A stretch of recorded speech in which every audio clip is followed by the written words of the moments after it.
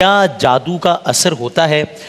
اگر ہو جائے تو کیسے پتا چلتا ہے کہ یہ جو میرے ساتھ ہو رہا ہے جادو کی وجہ سے ہو رہا ہے؟ جادو تو ہے، اس کی حقیقت ہے، اور مثال دی جاتی ہے کہ جیسے کوئی صاحبہ گئیں اگر کسی شادی میں اور انہوں نے 3-4 جو ہے وہ ڈرنکس پی لی ہیں، اس کے آگے ان کے بعد میں پیٹ میں درد ہو رہا ہے، تو بیٹی سے کہیں گی کہ تمہیں کسی نے نظر لگائی، جادو کیا ہے تمہارے اوپر کسی نے. اس کا مطلب یہ ہے کہ تم نے جو 4 پلیٹیں ایکسٹرا کھائی ہوئی ہیں اس کو نہیں دیکھیں گی وہ کہ اس کی وجہ سے درد ہو رہا ہے، بلکہ کہ جادو کیا ہے کسی نے.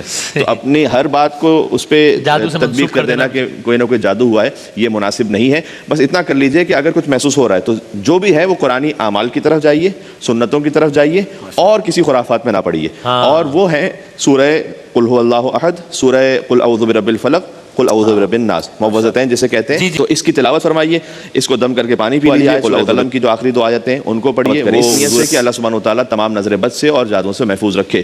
اس کے بعد مطمئن ہو جائیں. اس کے بعد اپنے آپ میں تسلی کر لیں کہ جو اللہ سبحانہ وتعالیٰ نے چاہا تھا وہ میں نے انجام دے دیا ہے. اور پھر اپنے اعمال پر یوں بھی غور کر لیجئے کہ بسا اوقات ہمارے اعمال کی وجہ سے کچھ مکافات عمل ہوتے ہیں، کسی کا حق کھایا ہوا ہے. اب مثال کے طور پر میں ویسے تو زندگی میں بڑا اچھا بنتا ہوں، لیکن بہن کا حق کھایا ہوا ہے وراثت میں.